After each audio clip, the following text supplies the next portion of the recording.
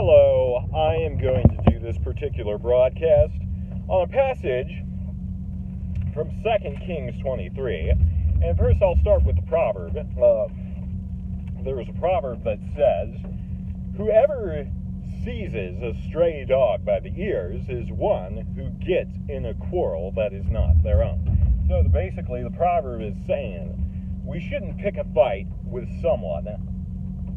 We shouldn't get involved in somebody else's argument when it's not even related to us. That's not a wise thing to do, but we see even some good people sometimes make that mistake. We see King Josiah did in 2 Kings 23. And we're going to go over some history behind that passage, but we're going to first read the text itself, and then we're going to go over the history behind what is going on here. Let me turn to it. It takes a few minutes to find the passage. It's 2 Kings 23. And Josiah, let's just give some background information about him. He was a good king. He did so much good for the land. He got rid of all the idols and the Asherah poles, and he used his authority to promote godliness in the land. And we see, unfortunately, he comes to his untimely end. It's kind of like that song goes, "Only the good die young." But that is not always the case, but it can sometimes be the case in life. We see there were good kings that seemed to die before their time. We don't know why. We're not given an explanation to that. We see Jotham, a good king in Judah, dies in his 40s. We're not told why he died. We're not told what happened. We are told Jotham grew powerful because he walked steadfastly before the Lord his God. And so just because somebody dies at an early age doesn't mean they were not pleasing in the sight of God. We cannot assume just because somebody lives a long life that automatically means God's blessing. It was a common misconception of that time that long life automatically meant God's favor. Riches automatically meant God's favor. But we see there was some times where that just was not the case. You know, we see in the Proverbs it says, "Better a poor person whose walk is blameless than a rich person whose ways are perverse."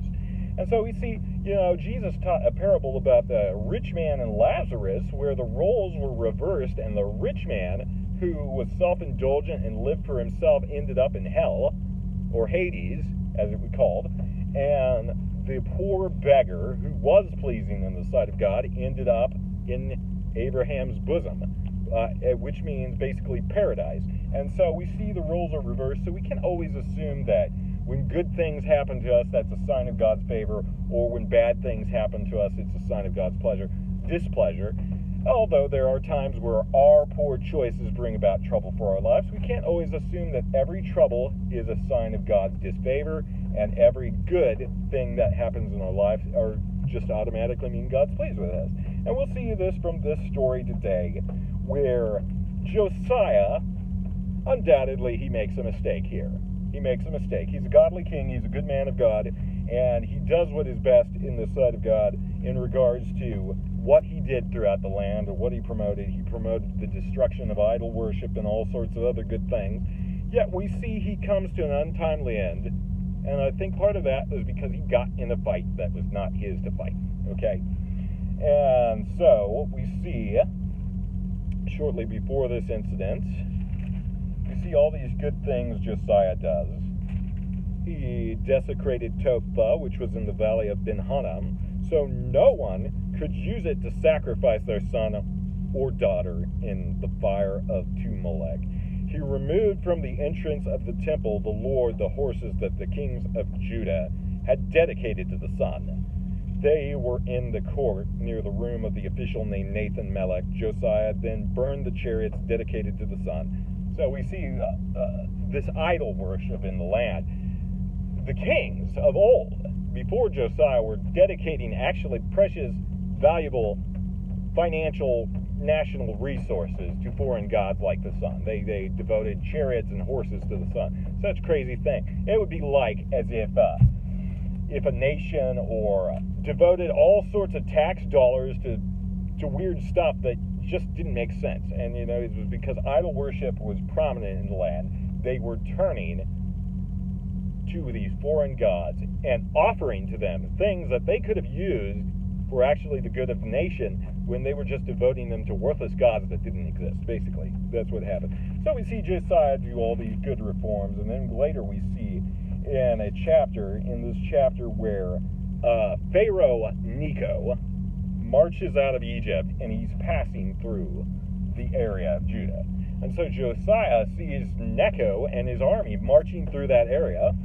And so, as for the other events of Josiah's reign and all he did, are they not written in the book of the annals of the kings of Judah? Well, Josiah was king. Pharaoh Necho, king of Egypt, went up to the Euphrates River to help the king of Assyria.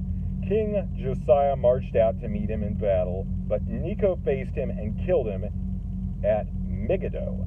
Josiah and the servants brought his body in the chariot to Megiddo into Jerusalem and buried him in his own tomb. And the people of the land took Jehoahaz, son of Josiah, and anointed him and made him king in the place of his father.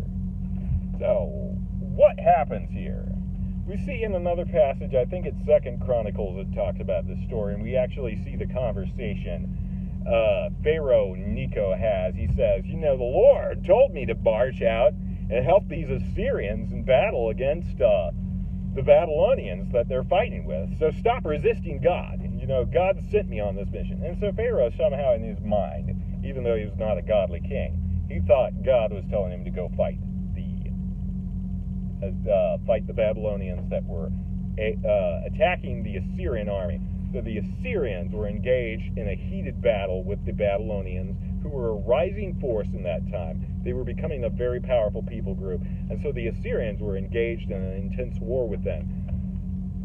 The Assyrians send word to Pharaoh Necho in Egypt, hoping that he will march out and help them in this battle. So, as Necho is going that way, Josiah comes out and kind of stalls him. Necho ends up turning on Josiah, killing him, and then he goes on his way. But by the time Pharaoh and his army get to the Assyrians to actually help them, most of the Assyrian army has been wiped out by this point. So Pharaoh now is at the disadvantage. The Babylonians easily defeat Pharaoh Necho after that in the Battle of Carchemish. And so Pharaoh, in a rage, marches back out after his army is basically defeated. He goes out, and in what I think is a fit of rage, he dethrones Josiah's son in spite. It's like, this guy cost me this battle.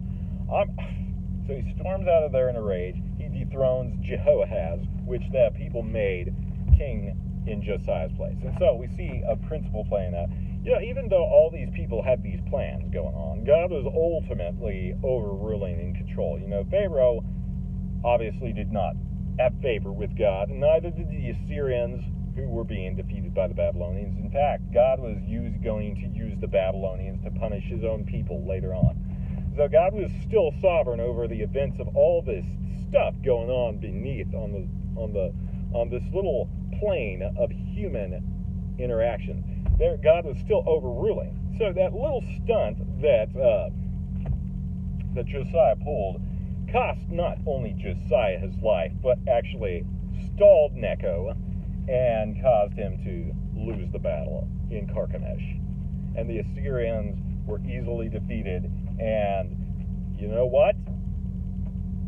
So was Pharaoh's army. And so Pharaoh marches out of there in a rage, and he's pretty ticked off about that. And so we see, though, it's the Lord's purpose that prevails, and the plans of his heart stand firm through all generations. We see some timeless principles here. We see how God overrules even the plots of mankind. Mankind is focused on their agenda, their schemes, what they want to happen. Yet God is so much more smarter than everybody underneath him. He knows exactly how to get things done. He knows how to accomplish his purpose, whether or not human beings are on page with him or willing to cooperate or not. God still overall gets his purpose accomplished. Now, that's a good question. We often hear about God's will, and we often think about it in terms of, well, what is God's will? How would we define God's will? Well, God has several different specific types of will. And there's his moral will.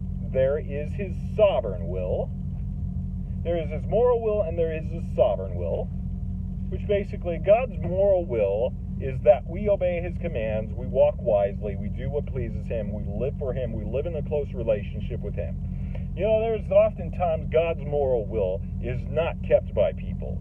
We see in this situation with Josiah, it was not probably God's will for Josiah to pick a fight with Pharaoh, that he had really no business. He didn't have a dog in that fight.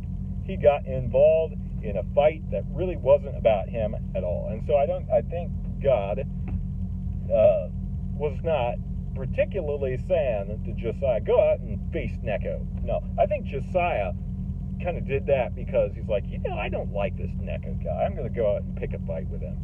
And so just because Necho was passing by, I think Josiah said, oh, this doofus, let's go out and fight him.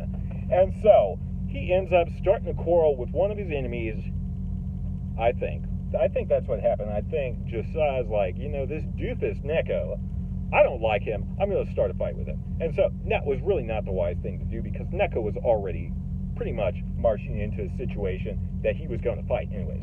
So Josiah gets involved and kind of messes things up and ends up dying as a result. And, that wasn't the most wise thing to do. So God's moral will in that situation, I don't think was truly fully kept. Even though Josiah overall was a good, wise king, I think he messed up at that point. And I think that goes to show that even sometimes when we're doing the will of God and we're trying our best, we're going to make mistakes. And sometimes those mistakes cost us. Another thing I think is also we can learn from this story is that in spite of the resistance of people, God still has his overarching goal, which is God's sovereign will. That means regardless of who is on board or who is not, God is going to get his ultimate purpose accomplished. He is going to have the final deciding say in what happened. And God's like, I'm going to overrule in this complex situation. I'm still going to accomplish my will. With or without human involvement, it's going to get done. I'm going to do what I want. And that is God's sovereign will. That is basically God's decided will. This is going to happen. There's no changing it. There's no altering it. There's nothing anybody can do to change that. That is God's decided sovereign will. Yeah, and we know one element of God's decided sovereign will is Romans 8:28. It says, God works all things together for the good of those who love him and are called according to his purposes. That means regardless of what people do to us as believers, God is still working all things together for the good. Not everything that happens to us is morally good. Not everything in our lives is a morally good thing. A lot of people say, well, why could God allow all this? And it's because sin is in the world, and not everything that happens in our lives is a good thing. But God has a way of taking bad things, ugly things, and still shaping them into good. His decided will says, I will work all things together for your good because you love me and are called according to my purpose. And that is basically, in a nutshell, God's decisive will. I'm going to take everything that is thrown at you, shape it into something good. You're going to become more a reflection of Jesus Christ. You're going to become better as a result. I'm going to take the good, the bad, and the ugly and turn it into something good in your life. God bless.